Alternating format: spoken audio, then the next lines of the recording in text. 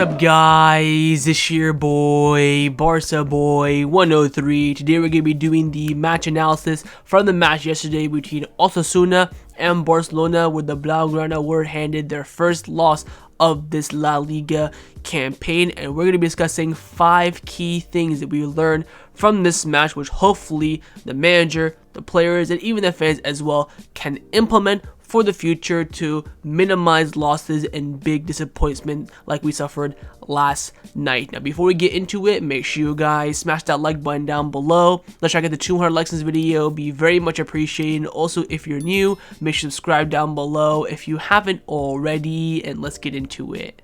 Now, the first thing that we learned from this match is that 100% Hansi Flick is the man responsible for this defeat. It didn't come down to circumstances or individual mistakes in the game. It was fully on the manager on key decisions that he made that in the end were all incorrect for this matchup. And he did admit this in his post-match press conference, which I do want to go over because he brings up some key points. I will come and defend Hansi Flick and give him a little bit of criticism as well. So he starts off his press conference saying that we have to accept this loss. We didn't play well. I take responsibility. Nice to see that from the manager. It wasn't a good game. We made a lot of mistakes. We made a lot of rotation to the team, and maybe that's one of the reasons why. But they were necessary. There are a lot of games and a lot of minutes accumulated. So Hansi Flick here remaining firm and adamant that rotation was needed. I told the team that I am responsible. We have an important match on Tuesday and we are on the right track. Now it sounds like Xavi at this point. After the international break, many players will return and we will have more to choose from. The many rotations are no excuse,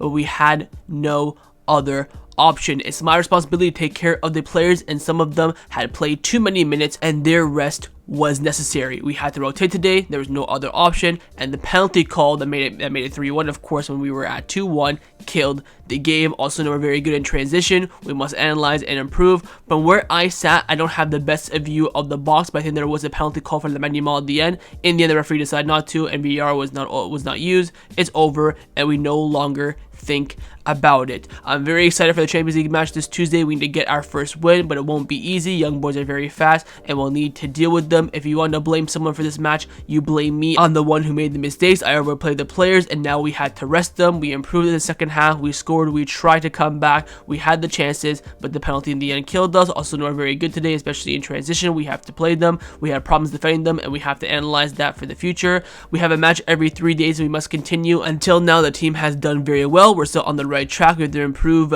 2 days to prepare now for the next match on Tuesday. Hopefully, we'll see the face from this team. If you look at our squad at the moment, we have only 3 midfielders and 1 defender playing in midfield. It's not easy, but we have to accept it. We have a lot of injuries, but there are no excuses. I feel like we could have won the game if we played from well from the start. In the second half, you could see how we played, how we moved well, and how we created chances. So a couple of things here to note from this Hansi Flick pressure that I think we had to discuss. First, I want to touch upon very quickly on the penalty shout for the Yamal. I've seen a lot of people and Barca fans saying that was a penalty.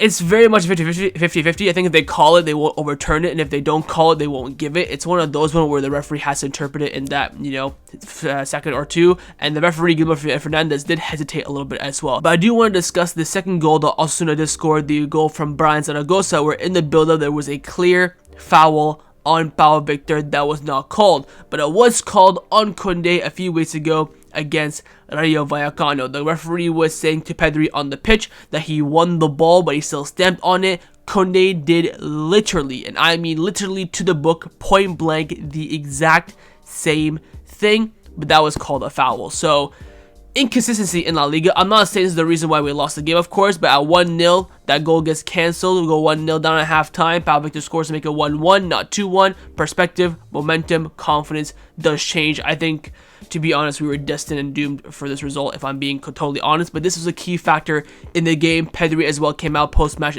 saying that, look, we had the same thing against Rayo Vallecano. That was disallowed in our favor. Why is this one not doing the same thing? This for me was a howler. This is a poor, again, VAR or referee decision. Maybe the referee on the pitch missed it, but how VAR not calling him to the monitor and making the same point.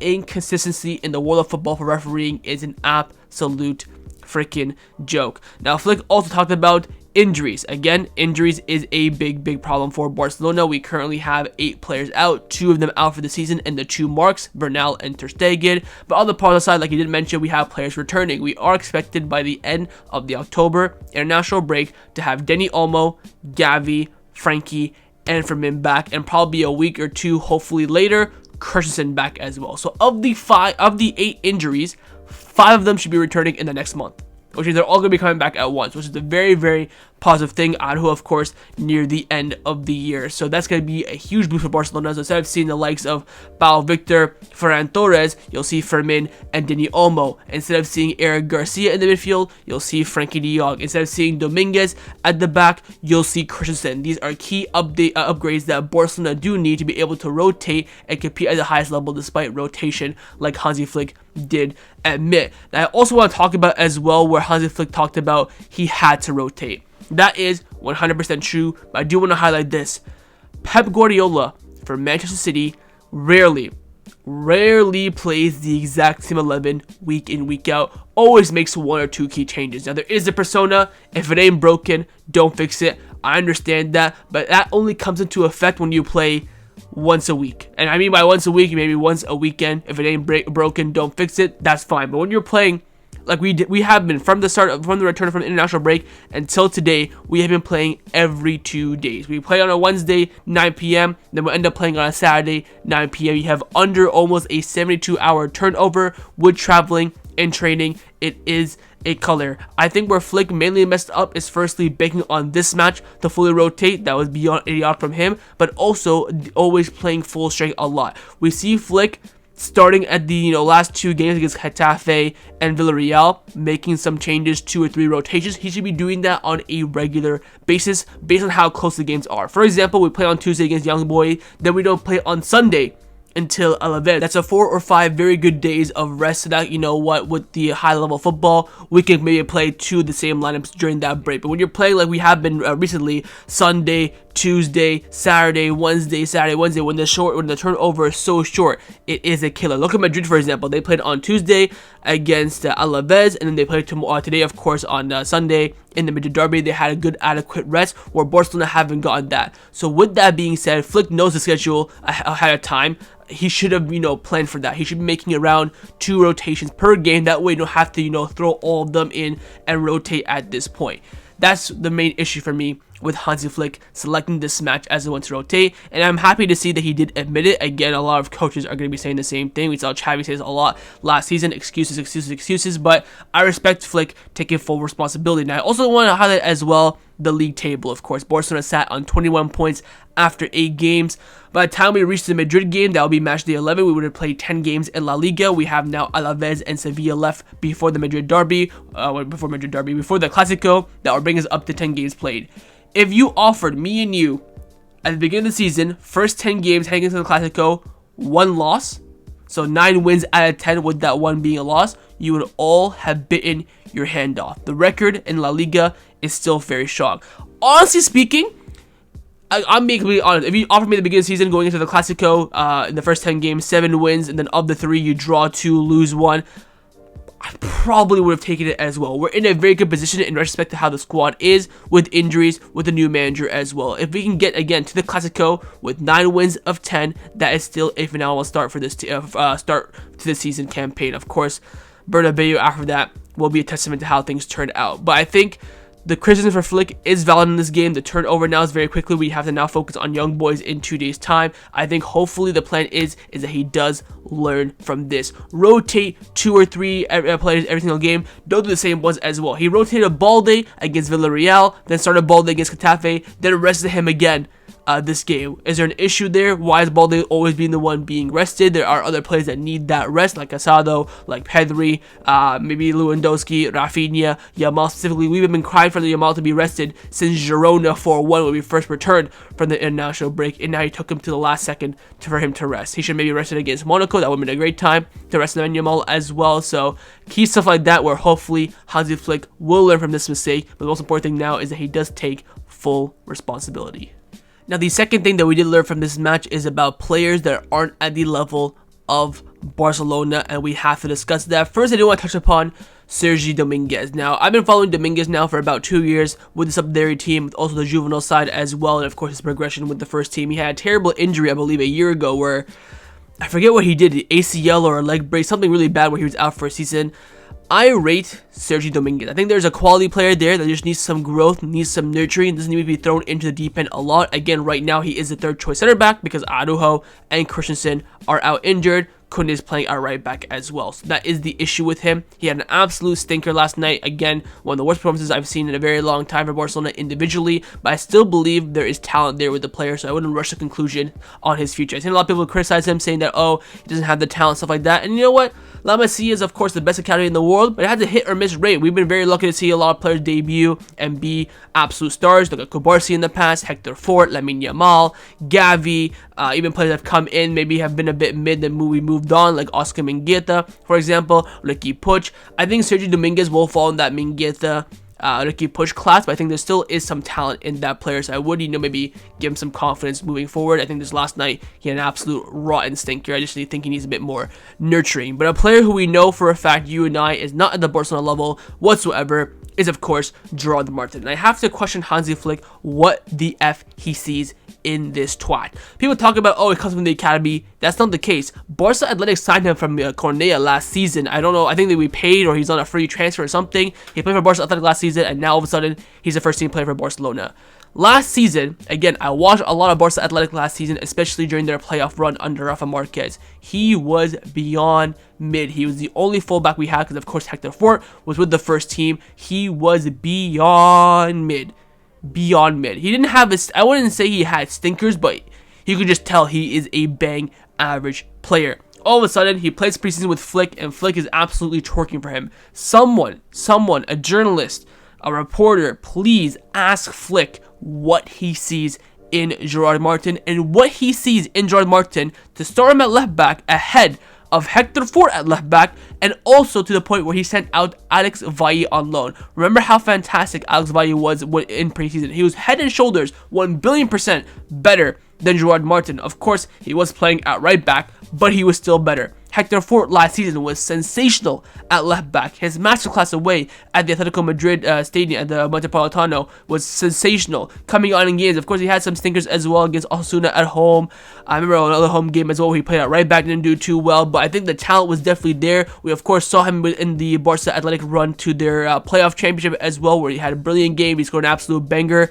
I forget who it was against, but he was sensational last season. Has not been given one look, and he comes on last 10 minutes at right back just to rest, either Kubarsi or Inigo. That is it. What has this fraud done to get ahead of these two players in the left back position? And that is a question that Hansi Flick has to ask. He's the one that told Barcelona, let Alex Valle go out on loan. Remember, he wanted to get rid of Hector Fort as well.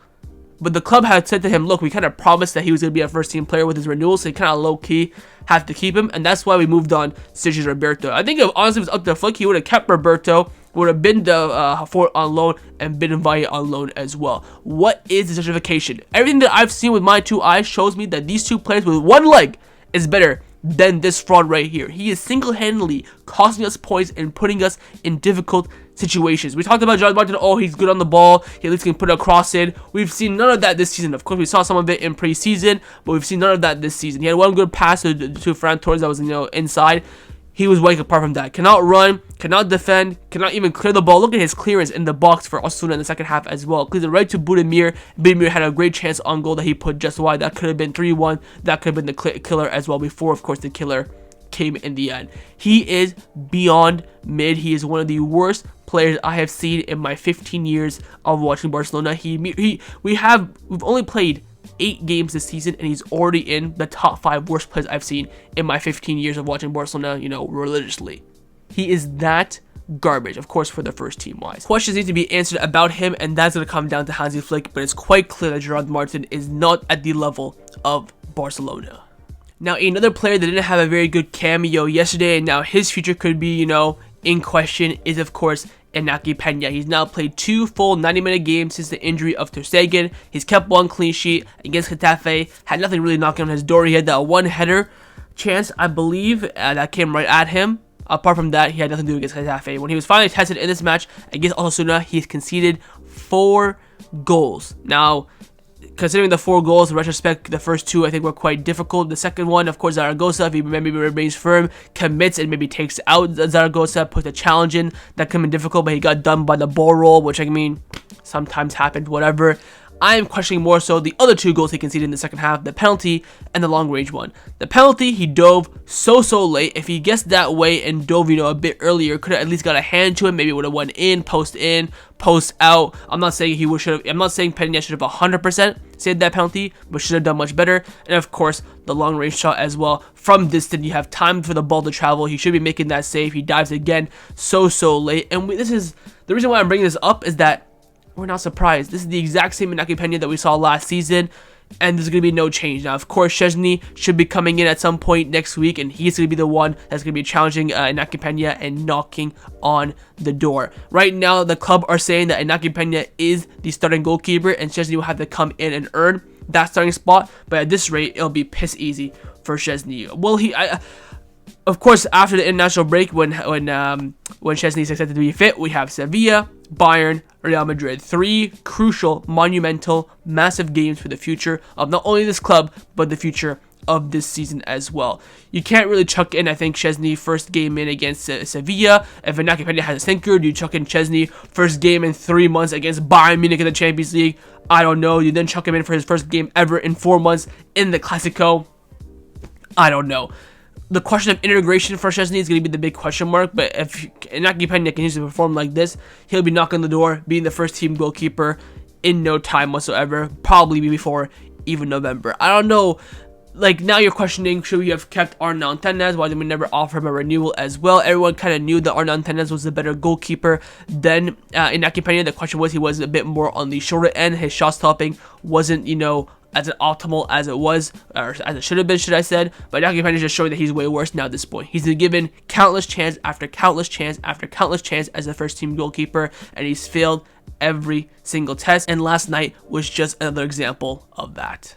Now, the fourth thing that we've learned from this match is that Ferran Torres is by far probably the worst signing alongside Marcos Alonso in Joan Laporta's second tenure as the president. 55 million plus variables for Manchester City. We got absolutely robbed. He had a good first couple of months. That was it. It is time now to start placing players ahead of Ferran Torres in the pecking order. What players am I talking about? I'm talking about Pau Victor and Hansi Flick. They both should be called up into the right wing, left wing, and striker ahead of Ferran Torres at this point. Ferran Torres is playing now strictly and purely on vibes. Oh, number 7, David Villa vibes. Oh, he's so close to becoming the top goal scorer for Spain. Oh, for Spain, he plays so well. Oh, he can play on the right wing, left wing, and striker. Number 10, so versatile. That is what he's clinging on to at this point. Performances for Barcelona have been disgraceful. Look at the first full season under Xavi in the double was wank. Last season had a good month. Injuries, inconsistent, shark mentality, never came back. Since had a good week in January as well, where he got a hat-trick against Betis. That was it. This season, he has been non-existent. Tapping against Valladolid when we were destroying them at the Montjuic 7-0. That is it. When it comes to performances, he is an absolute disgrace. Could not even control the ball last night. You are a football club Barcelona player on 150k a week. You cannot even control the freaking ball. These two players have to be now being put in ahead of the team, ahead of Ferran Torres. I want to see Hansi Flick on the left. I want to see Pau Victor on the right. I want to see either of them playing as striker ahead of Ferran Torres. He has to drop now in the pecking order and earn his spot back up. When we have Copa del Rey games in January against, Unionistas and Linares and all this crap, that's the vibe and that's the moment for Ferran Torres. Until then, he needs to earn his spot or hope that injuries, give him a spot in the first team. These two players now, I've seen enough of Ferran Torres. We talked about Pau Victor, first start since preseason. What can you do? Got a goal. Yes, the goal was very lucky. Yes, it was very jammy, but it's a goal. And I also think that Pau Victor, in the 60 minutes that he played against Osasuna, was better than Ferran Torres in every single game he's played this season. And that is a genuine fact. Hansi Flick can get 80 minutes now because, again, he's quite low in the pecking order, and every time he wants to come in and get some minutes, something else happens where injury happens, and Hansi Flick has to change something up. there has to be a chance now. Hansi Flick keeps saying that Ansu Fati is 1,000,000,000% fit, ready to go, ready to play. Where are his minutes? And I also say the same thing with Pau Victor. I want to see both these two players from this very moment forward, come on in the attacking positions ahead of Ferran Torres if those substitutions and if those changes need be. Ferran Torres has done nothing for Barcelona whatsoever in his 3 years at this club. He needs a reality check, and he also probably needs to be moved on in the summer as well.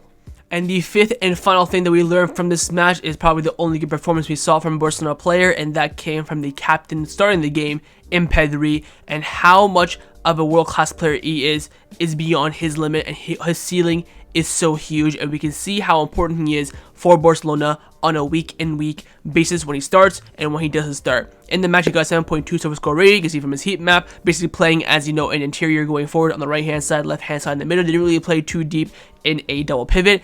In the match, he played 90 minutes, had 97 touches, 84% pass accuracy, and only misplaced 8 passes. He had 1 cross, and he completed it. He had the 9 long balls, completed 4 of them. He attempted 3 dribbles, won 2 of them. He attempted 12 ground duels and won 10. Lost possession 18 times. Did not commit a single foul, but was fouled himself 5 times. Had 1 clearance, 1 interception, and 3 total tackles. His performance was of a captain. He was the only player making anything progressing forward, progressive runs, had composure on the ball, was getting fouled countless amount of times in dangerous areas. There were so many times down the left-hand side specifically where he would get double pressed by Osasuna players. He'd either find a quick pass in between the space or dance between the space. He was the only one that got you off your feet to think, okay, something creative is going to be happening here. We have some momentum. We have an attack going on. He was the only one. And when we miss out on that player, it's monumentally huge. And now you bring up the question, once Frankie and Gavi and Olmo and Ferran come back, what is Barcelona's strongest midfield three? Because there's no way it does not have Pedri in it. Of course, poor guy can barely stay fit, but he's fit for now. When he's fit, fully firing, ready to go, he is an undisputed starter for Barcelona. That is the quality of player that we have. So blind from him, his first time leading the team out as a captain, and he put in that kind of a performance. So that was my match analysis from the match yesterday between Osasuna and Barcelona. Hopefully you guys enjoyed this video. If you did, of course, make sure you drop a like down below. And of course, in the comments down below as well, let me know your thoughts on the 5 things that we did learn from this match. Do you agree with the 5 things that I brought up? Do you disagree? Do you think I missed any points as well? Do you want to elaborate on any of my points? Make sure you do so in the comments down below. And of course, make sure you guys subscribe down below as well if you haven't already. And I will see you guys next time on the channel. Take care, and Forza Barca.